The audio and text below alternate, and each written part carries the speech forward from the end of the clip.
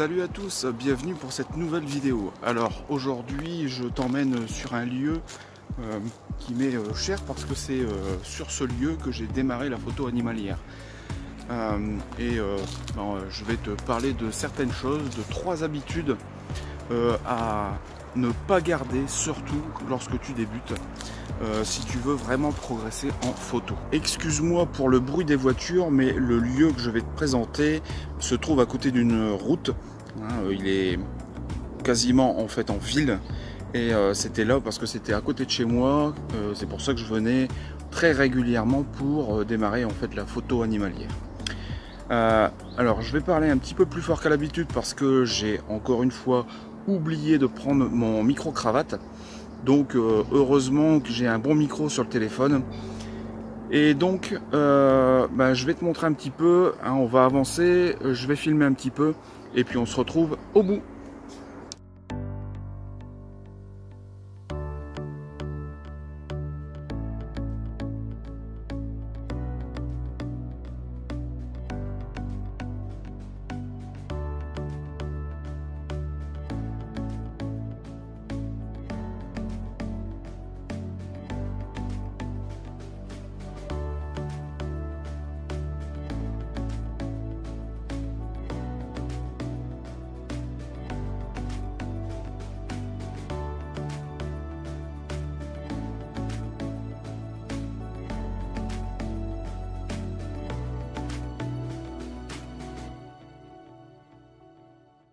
Nous voici sur le lieu où j'ai démarré la photographie animalière. Alors ça a quand même changé pas mal. La végétation a vraiment pris beaucoup d'ampleur et je trouve qu'il n'y a plus vraiment d'accès pour voir un petit peu au loin et pouvoir découvrir en fait les animaux. Alors ce que j'ai pu voir, c'est qu'il y a toujours du héron, il y a du canard, il m'a semblé voir du chevalier, d'ailleurs au cri, et je ne sais pas, j'ai pas bien vu, j'ai vu un oiseau blanc tout au bout, mais j'ai pas eu le temps de voir ce que c'était. Alors voilà, donc tu as vu, je te l'ai montré juste avant, le petit endroit, c'est exactement à cet endroit là où je me positionnais pour faire mes images animalières. Donc voilà, donc c'est ici que je me positionnais. Et là il n'y a plus beaucoup d'accès, on voit plus vraiment très loin. Ici sur la gauche en fait il y a des arbres qui ont vraiment pris beaucoup d'ampleur et du coup il n'y a plus de... Ici là j'avais toute la vue qui était dégagée et je pouvais prendre les hérons qui étaient juste au bord de la petite île qui se trouve au milieu. Donc ça a vraiment bien changé. Alors, il fait encore très chaud, on est encore à 34 degrés, je suis en train de souffrir, surtout qu'il n'y a pas beaucoup de vent. Et ici en sous-bois, il fait quand même très chaud. Alors, aujourd'hui, nous allons parler de 3 habitudes à perdre lorsque tu démarres en photographie. Alors, la première habitude, c'est n'essaye pas de tout connaître tout de suite. Parce que si tu veux tout connaître tout de suite, ça veut dire que tu es perfectionniste et il ne faut absolument pas.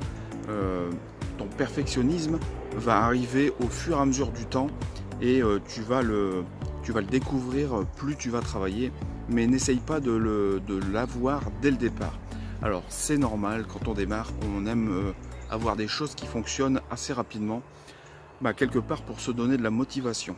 Alors en photo, bien sûr, on a envie d'avoir des images qui fonctionnent, mais si tu prends un autre domaine, c'est exactement la même chose. Si tu prends le sport par exemple, si tu joues au foot, quand tu débutes le foot, ce que tu aimes bien, c'est arriver à placer ton ballon à l'endroit où tu veux, à l'envoyer à ton partenaire ou à l'envoyer exactement à l'endroit où tu veux. Mais ça va pas être possible de le faire tout de suite, il va te falloir beaucoup d'entraînement et c'est le travail au fur et à mesure du temps qui va te permettre de l'avoir. En musique c'est pareil, quand j'ai fait de la musique, je n'avais aucune expérience en musique. Et moi ce que je voulais pour me motiver, c'était à réussir à sortir des musiques assez simples et assez rapidement, quelque part pour avoir du résultat. Mais force est de constater qu'il y a certaines choses qu'il faut apprendre et qui vont rentrer relativement vite, mais ton perfectionnisme arrivera avec le temps. La deuxième habitude à perdre, c'est qu'il faut que tu ne penses pas à court terme, mais que tu penses à long terme. Oui, je m'explique. À court terme, il y a forcément des petites actions que tu vas pouvoir réaliser et je pense notamment au triangle d'exposition, donc à l'exposition de ton image. Si tu comprends et que tu apprends correctement et que tu comprends l'interaction entre les trois valeurs du triangle d'exposition, tu vas progresser relativement vite et normalement tu devrais savoir exposer une image très rapidement. Mais pour toi faire une bonne image qui fonctionne, ça va te prendre beaucoup plus de temps. Et c'est ce que je te répète depuis pas mal de temps maintenant sur la chaîne, c'est ce que l'on appelle l'intention et le processus photographique. En gros, c'est le travail photographique que tu vas développer au fur et à mesure du temps. Et ça ne va pas être fait en un claquement de doigts. Tu ne vas pas réussir à faire des images qui fonctionnent en 15 jours, 3 semaines, pour la plupart des gens. Alors je ne dis pas que c'est pas possible, je ne dis pas qu'il n'y a pas des gens qui arrivent à faire ça assez rapidement, mais ce n'est pas la majorité des gens. Et tu seras certainement peut-être dans ce cas-là, c'est que ton travail ne va pas progresser très rapidement au début.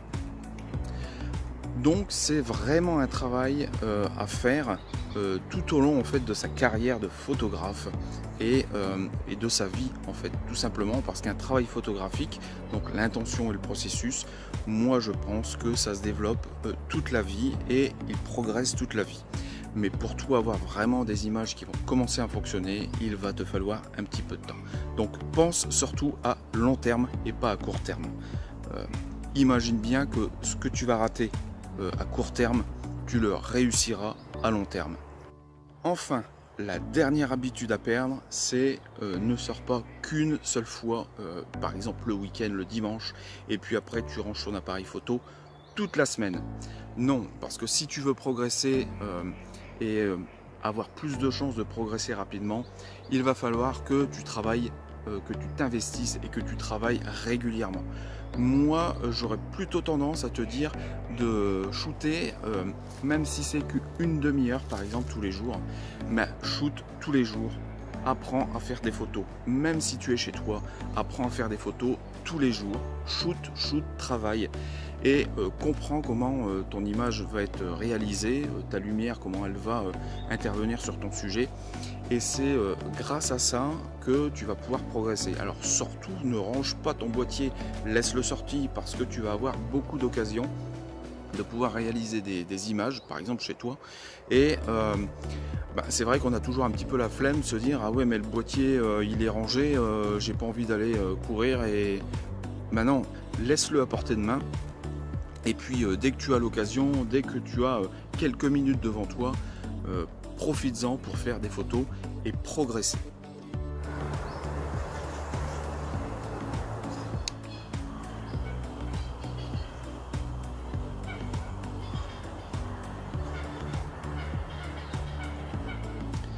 Alors on récapitule. Les 3 habitudes à perdre quand tu démarres en photo. La première, c'est ne cherche pas à tout connaître d'un seul coup.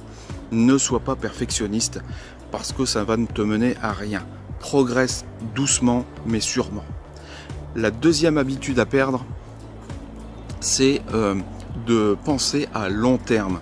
Ne pense pas à court terme parce que ce que tu vas rater à court terme, tu vas le réussir à force de travail sur le long terme.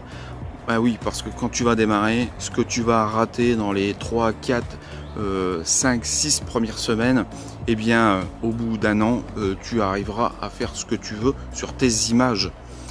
Et enfin, la troisième habitude à perdre, c'est de garder ton appareil photo à portée de main. Ne pense pas qu'il faille shooter une seule fois par semaine pour réussir de belles images et des images qui fonctionnent. Si tu veux réellement progresser en photo, eh bien c'est un travail de tous les jours et c'est ça dans tous les domaines. Alors garde ton appareil à portée de main et essaye de shooter au moins une fois par jour. Eh bien écoute, j'espère que ces conseils t'aideront à progresser dans ton travail photographique. Et puis moi je te dis à la prochaine vidéo. Salut!